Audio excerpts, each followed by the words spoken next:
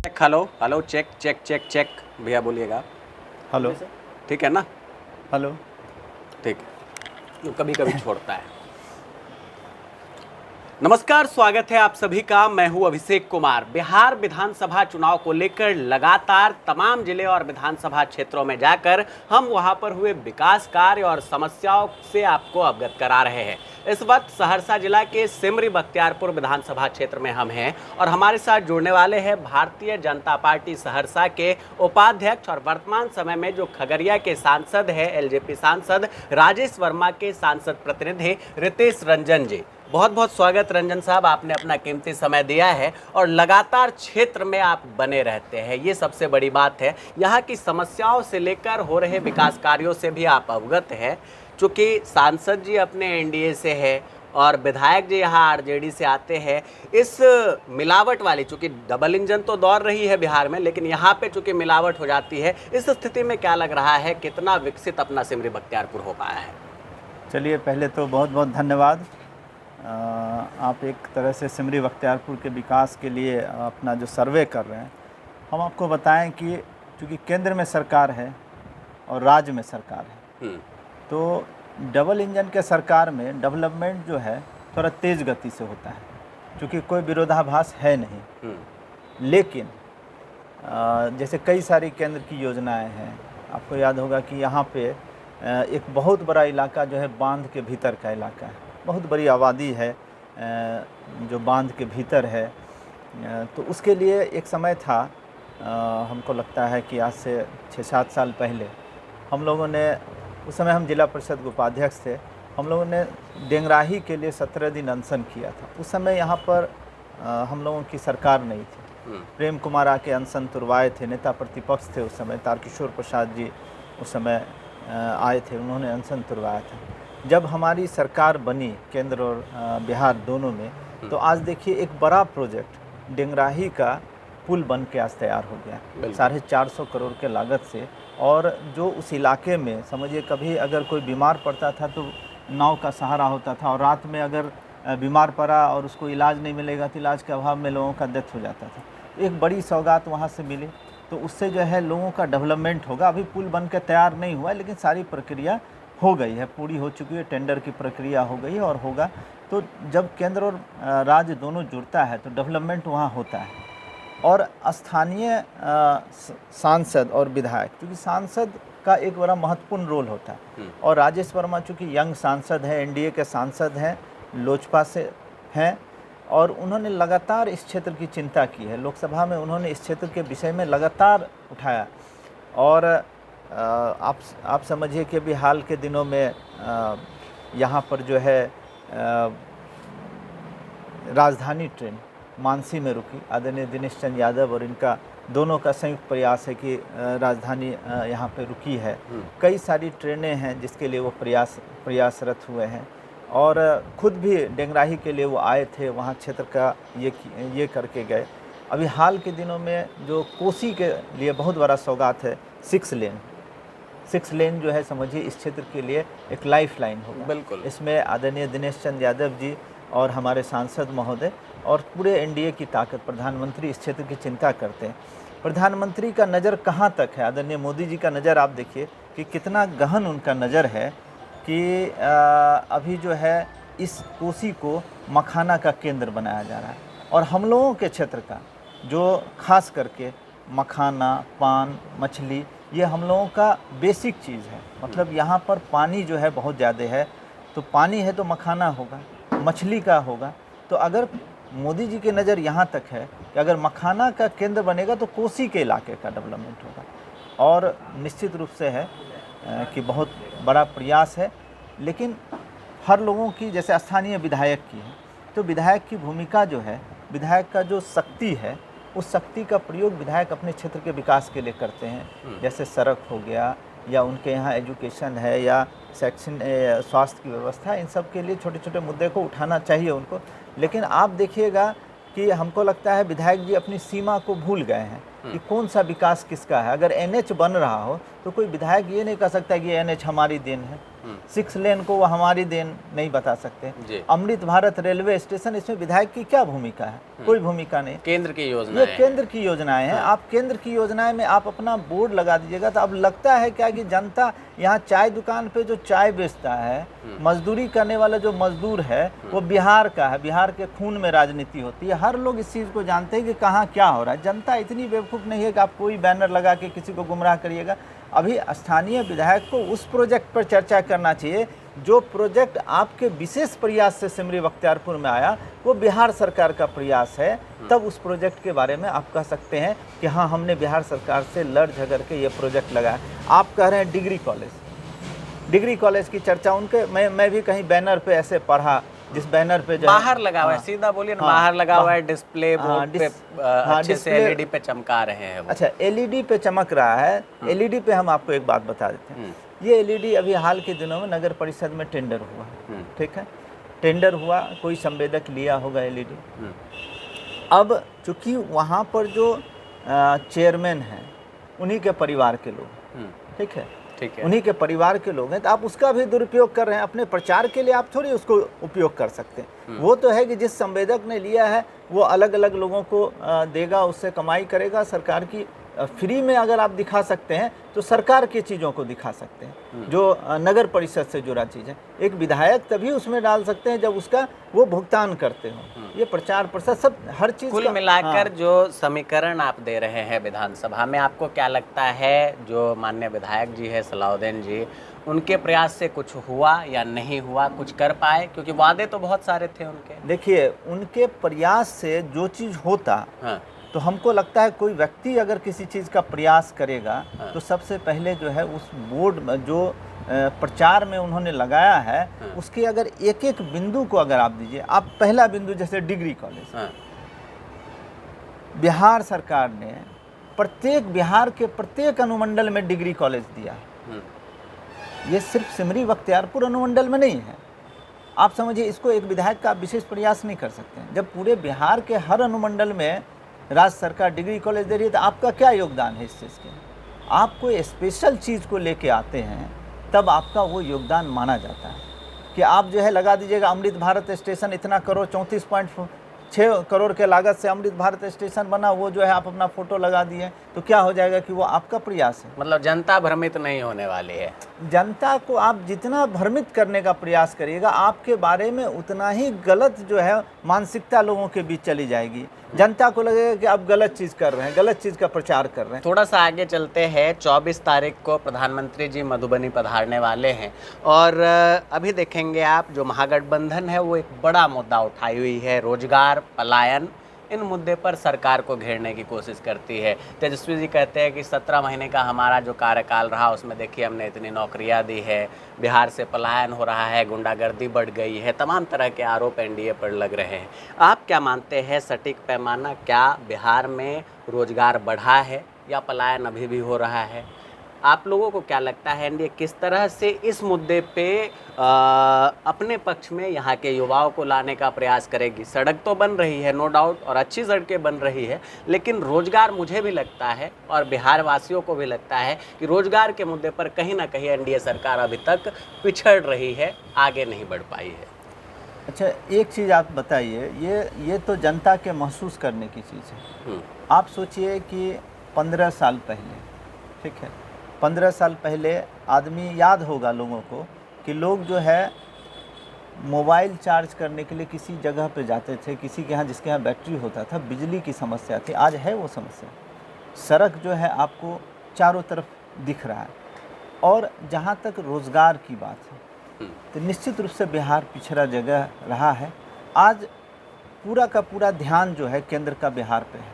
जब बिहार में हमारी सरकार बनी, सरकार बनने के बाद कई बार नीतीश कुमार हम लोगों के साथ रहे, कई बार विपक्ष में रहे। जब तक हमारे साथ रहे हैं तब तक हम लोगों ने पूरी तरीके से ध्यान दिया कि रोज़गार के अवसर ज़्यादा से ज़्यादा क्रिएट हो। और आप देखिए कि प्राइवेट सेक्टर में भी आप कॉन्ट्रैक्ट बेस पर भी बहुत सारे रोज़गार क्रिएट हो रहे हैं।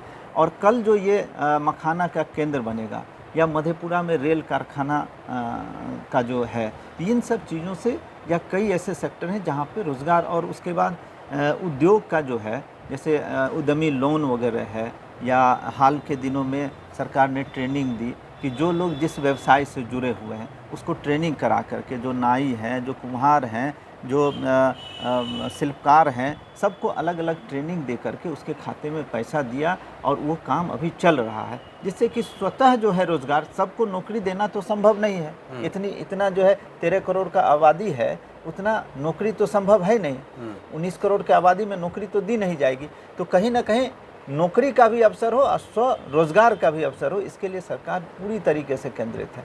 आप सोचिए 6 लेन पास कर रहा है, ठीक है, हमारे यहाँ NH इतना तेज़ी से बन रहा है, जिस सड़क पर जो है हम लोग समझिए ठीक से चल नहीं पाते थे, आज हमारे घर के सामने से NH गुजर रहा है। या आप समझिए सहरसा में लगता है रोड का जाल बिछ गया है। ये सब क्या है? ये सब विकास है। नहीं तो आज से पहले कहाँ ये सब विकास कहीं दिखता था? कहीं आज लोग कहीं ना कहीं जो है, जो पहले क्राइम का ग्राफ था, अब वो सब चीज़ धीरे धीरे कम हुआ है। लेकिन हम कह रहे हैं और दिन प्रतिदिन और डेवलपमेंट कैसे हो, उसके लिए आप नहीं तो देख सकते बिहार का बजट जो है आज कितना है, और उस समय 15 साल पहले क्या बजट हुआ करता था। आज विकास का बजट जो है यहाँ पर 3 लाख करोड़ जो है वो बजट है, जहाँ पहले एकदम छोटा सा हुआ करता था। इतना बड़ा डेवलपमेंट है, ये कैसे संभव है? केंद्र के योगदान से संभव है। केंद्र इतना योगदान कर रही है, तो रोज़गार के अवसर निश्चित रूप से है कि रोज़गार कम है, लेकिन रोज़गार के लिए सरकार जो है पूरा प्रयास कर रही है, रोज़गार हो भी रहा है। प्रधानमंत्री जी के कार्यक्रम और मुख्यमंत्री जी के जो वीडियोस वायरल होते रहते हैं लगातार, कितना असर लगता है इस कोसी मिथिलांचल वाले क्षेत्र में पड़ने वाला है प्रधानमंत्री के मधुबनी आने से? देखिए, प्रधानमंत्री का मधुबनी का जो कार्यक्रम है, हमको लगता है कि कोसी के लिए ये एक ऐतिहासिक कार्यक्रम होगा। कोसीवासी का 4 से 5 महीना, खास करके हम लोगों के इलाके का, सुपौल का, हर जगह का, सहरसा का भी इलाका जो है बाढ़ प्रभावित क्षेत्र है। बाढ़ यहाँ के लिए अभिशाप है। लेकिन आप आदरणीय प्रधानमंत्री नरेंद्र मोदी जी ने संकल्प लिया है कि बिहार को हमको बाढ़ से मुक्त करना है।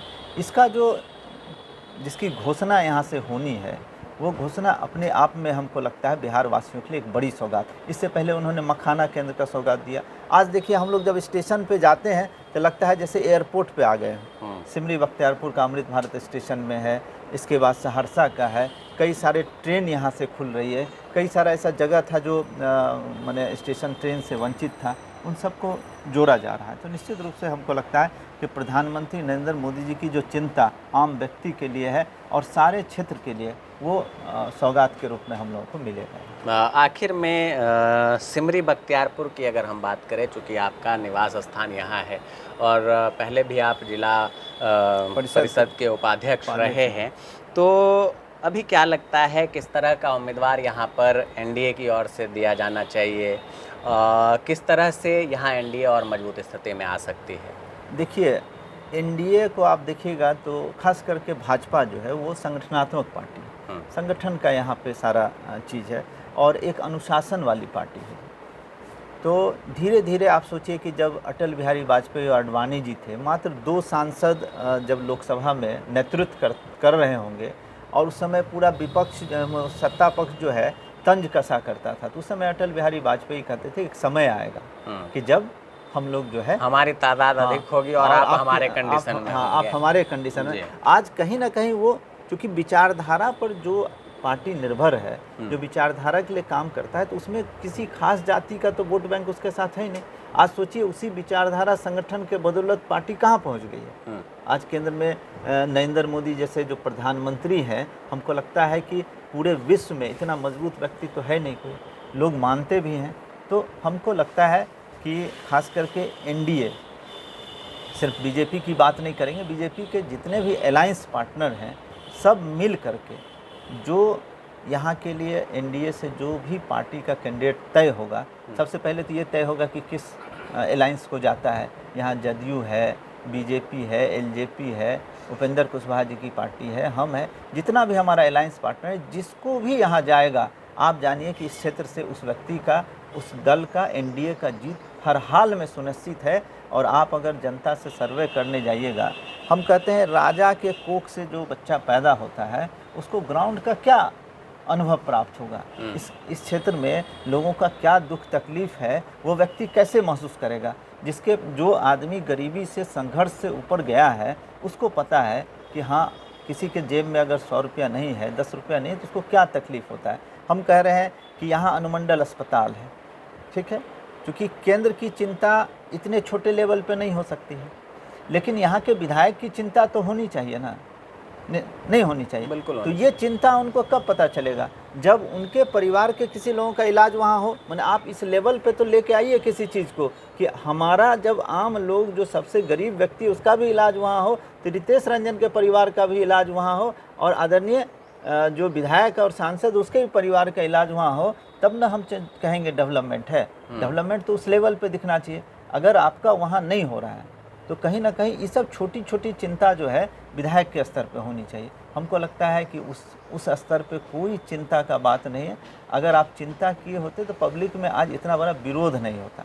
और ये बात हम एक सत्ता से जुड़े लोग हैं या उनके विपक्ष के जुड़े लोग हैं इसलिए नहीं कहना चाहते। हम तो वैसे लोग हैं, अगर उनका भी कोई बेहतर काम होगा तो उसको भी हम अप्रिशिएट करने वाले हैं। अच्छा रितेश जी, चलिए सारी बातें ठीक है, लेकिन जो खबरें चल रही है, चूँकि मुकेश साहनी वीआईपी यहाँ से चुनाव लड़के गए थे, हार उनकी हुई थी, कहा यह जा रहा है कि वो भी चुनावी मैदान में हो सकते हैं, तो फिर तो ये घराने वाले जो आप आरोप लगा रहे हैं वो कहीं ना कहीं विपरीत असर करेगा। ऐसी स्थिति में क्या? अभी तो वर्तमान में क्योंकि यूसुफ सलाउद्दीन जी विधायक हैं, हम तो उनकी बात करेंगे, लेकिन अगर मुकेश सहनी जी, क्योंकि पिछले बार मुकेश सहनी जी एनडीए के उम्मीदवार थे, एनडीए के उम्मीदवार के रूप में 1500 वोट से चुनाव, यहाँ 1500 या 1700 वोट से चुनाव हारे थे यहाँ पे। अब तो उनके दल का क्या डिसीजन होता है, इंडी गठबंधन में क्या होता है कि यहाँ से यूसुफ सलाउद्दीन लड़ते हैं कि मुकेश सहनी लड़ते हैं, तो समय आएगा तब उस पर बात किया जाएगा। क्योंकि अभी समय से पहले ये बात करना होगा कि हम मुकेश सहनी जी की बात करें। जब वो उम्मीदवार फाइनल हो जाएगा, इधर का उम्मीदवार फाइनल क्षेत्र में आए थे वो जी, और संदेश भी देकर गए हैं, इसलिए मैंने सवाल पूछा। जी देखिए, क्षेत्र में तो अभी यहाँ पर चाहे बीजेपी हो या जदयू हो या कोई ना कोई, सब लोग सबके घूम रहे हैं, हम भी घूम रहे हैं, क्योंकि ये लोकतंत्र है ना। सबको लगता है कि हम अपना प्रभाव बनाएं और हमको टिकट मिले और हम चुनाव लड़ें। यहाँ से जदयू के लोग भी घूमते हैं, यहाँ एलजेपी के भी लोग घूमते हैं, बीजेपी के लोग भी घूम रहे हैं। अभी इस चीज़ का आकलन करना मुश्किल है। मुकेश सहनी जी बड़े नेता हैं। अच्छा, एक संक्षिप्त सवाल, हाँ ना में ही जवाब दीजिएगा। अगर पार्टी भरोसा जताती है तो रितेश रंजन भी तैयार हैं अपनी दावेदारी के लिए? निश्चित, पार्टी का छोटा कार्यकर्ता पे भी पार्टी भरोसा, क्योंकि बीजेपी का तो यही खूबसूरती है ना कि बीजेपी कब किसको कहाँ लेके जाएगी वो कभी सोचता है। यहाँ पर कोई डिप्टी सीएम बन जाते हैं, कभी उसकी उम्मीद नहीं होती है, चर्चा नहीं होती, वो लोग बन जाते हैं। तो पार्टी का तो यही खूबसूरती है कि एक छोटा सा वर्कर भी अगर काम करने वाला हो तो पार्टी उस पर भरोसा जता सकती है। बिल्कुल। तो हमारे साथ जुड़े हुए थे रितेश रंजन जी, भाजपा के उपाध्यक्ष है जिले में, और इनका मानना है कि हर हाल में चूँकि जो विकास कार्य हो रहे हैं इन क्षेत्रों में एनडीए का दबदबा है, और लगातार एनडीए जो है नीतीश और मोदी जी मिलकर बिहार को विकसित बिहार की ओर लेकर जा रहे हैं। 24 तारीख का जो होने वाला कार्यक्रम है, उस कार्यक्रम से भी कई बड़ी सौगात इस क्षेत्र को मिलने वाली है। चुनावी मुद्दे पर भी हमने चर्चा की और इन्होंने स्पष्ट रूप से बताया सिमरी बख्तियारपुर की जो अभी हाल की परिदृश्य है उसमें किस तरह से यहाँ के जो स्थानीय विधायक है वो काम कर रहे हैं और जो सांसद जी है उनका क्या योगदान है। इन तमाम मुद्दे पर इन्होंने भली भांति और काफ़ी शालीनता से हमारे सभी सवालों का जवाब दिया है। चूँकि चुनाव में अभी समय है और ऐसे में तैयारियाँ हर दल की ओर से की जा रही है, ऐसे में अभी स्थिति साफ होनी बाकी है, लेकिन जो दावेदार है वो अपनी दावेदारी में लगे हुए हैं। नेताओं का क्षेत्र दौरा शुरू हो गया है और आने वाले समय में इन क्षेत्रों में जो दावेदारों की संख्या है वो और बढ़ेगी, लेकिन टिकट किसे मिलता है ये तो आने वाला समय बताएगा। और किस तरह से इस बार एनडीए और महागठबंधन अपने अपने चुनावी नीतियों को उठाती है इन क्षेत्रों में, ये भी देखना दिलचस्प होगा। बने रहिए हमारे साथ। बिहार सहित देश दुनिया की हर इंपॉर्टेंट खबर से अपडेट रहने के लिए आप तमाम दर्शकों का बहुत बहुत धन्यवाद। रितेश रंजन जी, आपने भी कीमती समय दिया, आपका भी बहुत बहुत धन्यवाद। आपका भी धन्यवाद। नमस्कार।